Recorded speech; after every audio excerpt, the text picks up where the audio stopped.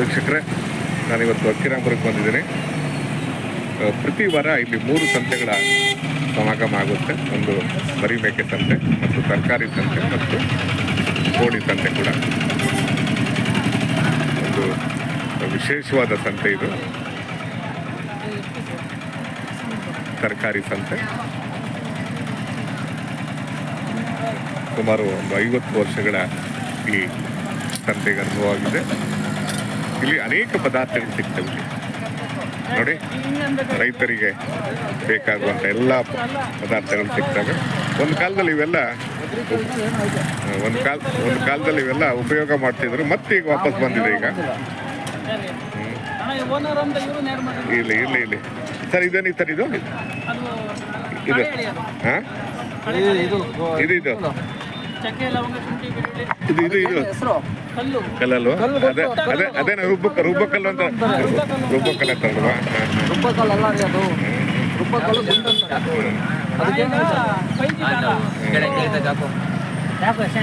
ಇವೆಲ್ಲ ಬಾಂಡ್ಲಿ, ಇವೆಲ್ಲ ರೊಟ್ಟಿ ಸುಡೋದು. ಅದು ರೊಟ್ಟಿ ಸುಡೋದೆ ಅಲ್ವಲ್ಲ? ಇವು ಕುಡ್ಲುಗಳು. ನೋಡಿ, ಒಂದು ಕಾಲದಲ್ಲಿ ಎಲ್ಲ ರೈತರು ಇದನ್ನ ಯೂಸ್ ಮಾಡ್ತಿದ್ರು ಅಲ್ವಾ? ಈಗ ಮತ್ತೆ ವಾಪಸ್ ಬ್ಯಾಕ್ ಟು ಬ್ಯಾಕ್ ಬರ್ತೀವಿ ನೋಡಿ ಅಲ್ವಾ? ಇದು ಕಾಯಿ ಸುಲಿಯೋದು. ಕಾಯಿ ಸುಲಿಯೋದದೆ ಗುದ್ಲಿಗಳು ನೋಡಿ, ಅವೆಲ್ಲ ಇಳಿ ಹಿಡಿಯೋದು ನೋಡಿ. ಮತ್ತೆ ಈಗ ಮುಂಚೆ ಏನೇನು ವಸ್ತುಗಳಿತ್ತು, ಹೌದು, ಏನೇನು ನೀವು ಮುಂಚೆ ಏನೇನು ವಸ್ತುಗಳಿದ್ವು ಎಲ್ಲ ವಾಪಸ್ ಬರ್ತೀವಿ ನೋಡಿ ಅಲ್ವಾ? ಎಲ್ಲ ಇಟ್ಕೊಂಡವ್ರಲ್ಲ ಅದೇಳಿ ಅಲ್ವಾ?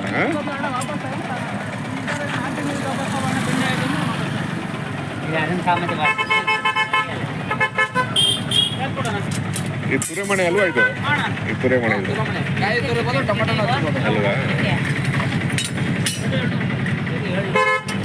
ಗುದ್ಲಿ, ತುರೆಮಣೆ, ಅದು ಸಾವಿಗೆ ಇದಾಗೋದಲ್ವಾ? ಅದು ಸಾವಿಗೆ ಅಲ್ವಾ? ಅದು ಸಾವಿಗೆ ಇದು ಮಾಡೋದು.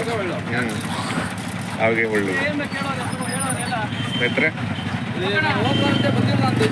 ಹಾಂ, ಇಲ್ಲ ಕೊಡಿ, ಯೂಟ್ಯೂಬ್ ಕೊಡಿ, ಮೊಬೈಲ್ ಹಾಕ್ಕೊಡ್ತೀನಿ. ಮೊಬೈಲ್ ಇದ್ರೆ ಹಾಕ್ಕೊಡ್ತೀನಿ ಸ್ನೇಹಿತರೆ. ತೆಗಿರಿ, ತುಮಕೂರು ಕಲಾ ಮಾಧ್ಯಮ ಅಂತ ತೆಗಿರಿ. ಅವೆಲ್ಲ ಚೇಂಜ್ ಮಾಡಿರಾ? ಹಾಂ, ಮುಂಚೆ ಏನೋ ಇತ್ತಲ್ಲ ಅಗ್ರಿ ಅಂತ, ಅದೆಲ್ಲ ಇದಕ್ಕೆ ಹಾಕಿ ಬೇರೆ ಸಪ್ರೇಟೇ ಮಾಡಿಬಿಟ್ಟಿದ್ದಾರೆ. ವೀಕ್ಷಕರೇ,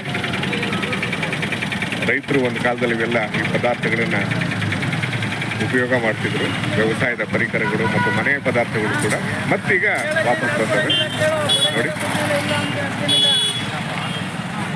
ಇದು ಪ್ರತಿಯೊಂದು ಪದಾರ್ಥಕ್ಕೂ ವಿವರಣೆ ಕೊಡ್ಬೋದು, ಗೊತ್ತಾಗುತ್ತೆ. ಯಾಕಂದರೆ ಮನೆಯ ಹಿರಿಯರಿದ್ದರೆ ಅವೆಲ್ಲ ಗೊತ್ತಾಗುತ್ತೆ.